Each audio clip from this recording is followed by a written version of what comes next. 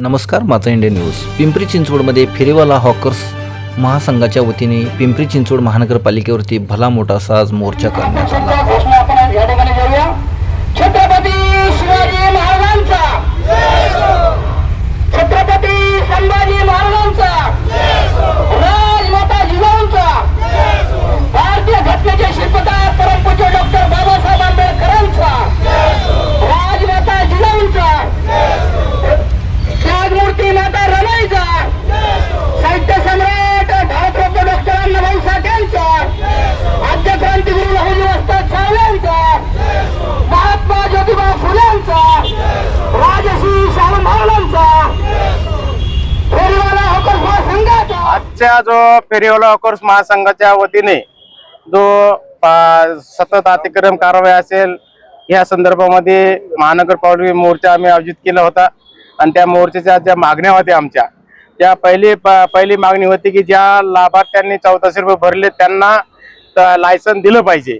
तर पहिली गोष्ट त्यांनी ते लायसन देण्याचा एक तो विषय मान्य केला.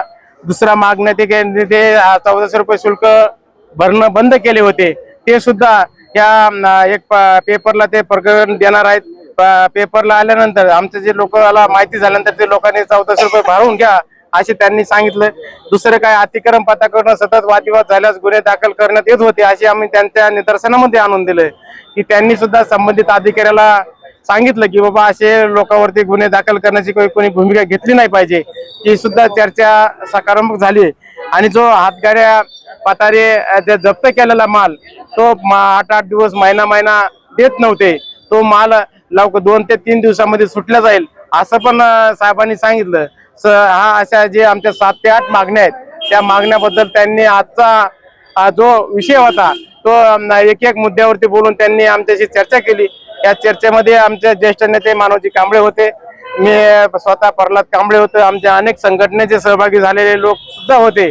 या माध्यमातून त्यांनी आम्हाला असा शब्द दिलेला आहे. आणि याही पुढे आम्ही त्या पिंपरी चिंचवड शहरामध्ये अनेक दिवसापासून काम करतो. जोपर्यंत त्या फेरीवाल्यांना हक्काचं ओळखपत्र, हक्काचं लायसन, हक्काची पक्क गाळा मिळत नाही, जागा मिळत नाही, हा फेरीवाला हॉकर्स महासंघाच्या वतीने आम्ही हा सतत लढा देणार आहोत.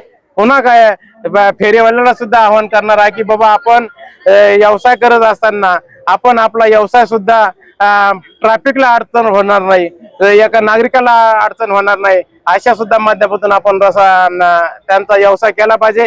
आम्हाला प्रभाग अधिकारी नेहमी सांगण्यात येते की तुमचे लोक रस्त्यावर येतात, हा पाठीमागे सरकत नाहीत, काय नाही. आपण पण आपल्याला व्यवसाय करायचा असतो. आपल्या फेरीवाल्यांनी सुद्धा आपला व्यवसाय चांगला व्यवस्थितपणे केला पाहिजे, ही आमची पुढची भूमिका राहणार आहे. आणि सर्वांनी हा मोर्चाला सहभागी नोंदवलेला आहे आणि आयुक्तांनी सुद्धा. आणि आमच्या पुन्हा या 2-4 दिवसामध्ये PUC ची मीटिंग होणार आहे. ती मीटिंग पूर्ण फायनल झाल्यानंतर काही मुद्दे आमच्या कमिटी पुढे येणार आहेत आणि त्या कमिटीमध्येच तुम्हीच मुद्दे मांडणार आहेत असं साहेबांनीच आम्हाला सांगितलं. आणि येणाऱ्या कमिटीमध्ये सुद्धा जे फेरीवाल्यांच्या हिताचे मुद्दे आहेत, हातगाडी धारकांच्या हिताचे मुद्दे आहेत, तेच मुद्दे आम्ही पुढे घेऊन जाणार आहोत. पुन्हा हे अशी माहिती आम्हाला या मोर्चाच्या माध्यमातून अतिरिक्त आयुक्त साहेब त्यांनी दिलेली आहे. आणि पुन्हा काही अडचणी आल्या तर ते आम्हाला भेटा, चर्चा करा असे शब्द त्यांनी दिलेला आहे. जर समजा मागणी मान्य नाही झाल्या तर पुढची भूमिका काय असणार? मागण्या मान्य झाल्या नाही तर पुढची भूमिका काय असणार आहे? आमची भूमिका, ह्या ज्या मागण्या त्यांनी शब्द दिलाय त्याच्यामध्ये आपलं अतिक्रमण विभागाचे अधिकारी मॅडम काय, त्यांचं पाटील मॅडम का ते पण होत्या, भवरे साहेब त्या विभागाचे मेन आहेत ते सुद्धा होते. त्या दोन्ही अधिकाऱ्यांना त्यांनी बोलून त्यांच्यासोबत त्यांना त्या सूचना आता मी सांगितल्या त्या सूचना त्यांनी संबंधित अधिकाऱ्यांना दिलेल्या आहेत. आणि त्यांनी त्या सूचना देऊन बी संबंधित अधिकाऱ्यांनी जर नाही मान्य केल्या तर शहरामध्ये आम्ही ज्या फेरीवाला हॉकर्स महासंघाच्या वतीने आता थोड्या लोकांमध्ये मोर्चा काढलेला आहे. येणाऱ्या काळामध्ये पिंपरी चिंचवड शहर कसं बंद होईल याच्या दृष्टीने आम्ही हा मोर्चा काढणार आहोत. एकंदरीत पिंपरी चिंचवड शहरामध्ये जे अनधिकृत बांधकाम झालेले आपल्याला पाहायला मिळतात त्यांच्यावरती कारवाई होत नाही, मात्र फेरीवाल्यांवरती कारवाई होते. काय तुमची भूमिका असणार तुमच्या याच्यामध्ये? एकच आहे की जे अतिक्रम मोठमोठा चांगला प्रश्न विचारला की मोठ्या लोकांवरती कारवाई होत नाही, आमच्या फेरीवाल्यांचीच कारवाई होती. हे दुर्दैवच आमचं खूप खराब आहे. पण आम्ही जे हक्काची लढाई, केंद्र शासनाने आमच्यासाठी जाहीर काढलेला आहे, त्यांना जागा दिली पाहिजे, ओळखपत्र दिलं पाहिजे, पर्याय जागा त्या महानगरपालिकेने दिली पाहिजे. पण ही महानगरपालिका कुठेतरी अपयशी ठरलेली आहे. याच्यामुळे आमच्यावरची वेळ येत आहे. तुमच्या मागण्या लिखित घेतल्यात का तुम्ही? आम्ही त्यांनी आम्ही आमच्या ज्या मागण्या आम्ही त्यांना निवेदन संदर्भात दिलेल्या आहेत त्या एका मुद्द्यावरती साहेबांनी चर्चा केलेली आहे. सांगितलं की ह्या मागण्या तुमच्या आहेत, आम्ही त्या तुम्हाला पूर्ण करू. काही थोड्या तांत्रिक अडचणी काही मागण्यामध्ये असतील त्याचा आम्ही तुमच्या कमिटी पुढे आल्यानंतर त्याच्यातला त्या विषय मार्ग काढून आम्ही पुढे घेऊन जाऊ. पाठिंबा दिला एकंदरीत आज मोर्चा काढण्यात आला होता. काय मागणी घेऊन तुम्ही मोर्चा काढला होता आणि पुढची भूमिका काय असणार आहे? तर आम्ही पाठिंबा प्रल्हाद भाऊनी ज्या वेळेला आम्हाला सांगितलं की असं असं आपल्या ह्याच्यात अडचणी चालू आहे, त्या जवळजवळ 2 वर्ष झाले इलेक्शन होऊन त्या टपरी पातारीचं त्याच्यातून लोकांच्या गाड्या उचलल्या जातात, कारवाई केली जाते, केसेस होतात. आपल्याला एकजुटीनं येऊन काय तर ठोस निर्णय घेतला पाहिजे. हे ज्या वेळेला आमचं 4-5 दिवसापूर्वी बोलणं झालं त्यावेळेला जवळजवळ पिंपळे गुरवच्या इथून 100च्या आसपास लोक आलेले आहेत या मोर्चासाठी. आणि त्यांचं असं म्हणणं आहे की आम्ही 1400 रुपये भरून आम्हाला पावती मिळाली पण कारवाई होते, त्याच्यावर काय. मग त्या संदर्भात भाऊंनी निवेदन तयार केलं. प्रल्हाद भाऊंनी आयुक्त साहेबांना अतिरिक्त आयुक्त साहेबांनी आमचं म्हणणं सगळं ऐकून घेतलं आणि त्याच्यावर त्यांनी कारवाई करण्याचा आदेश दिला. येत्या 4 तारखेला त्यांची मीटिंग बसून अतिक्रमणावर कारवाई थांबवून तुम्हाला लायसन मिळण्याची शक्यता आहे. आणि जे काय उरलेले आहेत जवळजवळ 6000च्या आसपास त्यांना 1400 रुपये भरून लायसन मिळण्याची शक्यता आहे असं आयुक्त साहेबांनी सांगितलं. आता त्या समितीमध्ये भाऊ आहेत, रोकडेताई आहेत, बरेच जण आहेत, भोसले आहेत. तर त्याच्यावर निर्णय होऊन हे सगळं मार्गी लागल अशी अपेक्षा आहे. आणि नाही झालं तर प्रल्हाद भाऊच्या नेतृत्वाखाली पुन्हा एकदा याच्यापेक्षा विराट मोर्चा पालिकेवर काढण्याचा आम्ही ठरवत आहोत. जय भीम, जय संविधान. मी एक पिंपरी महानगरपालिकेचा नागरिक आहे. सदर एक विषय होता.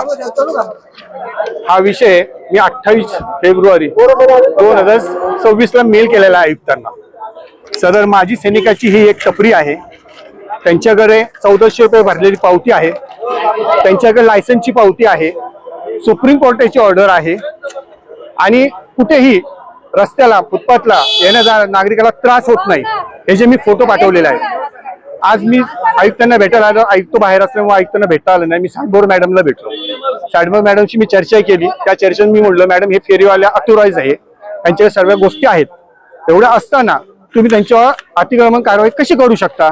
तर सांडभोर मॅडम यांचं म्हणणं आहे सगळ्यात महत्वाची गोष्ट. सांडभोर मॅडम यांनी मला काय बोलले, जर तुमची टपरी असेल तर टपरीला तुम्ही धंदा करू शकत नाही.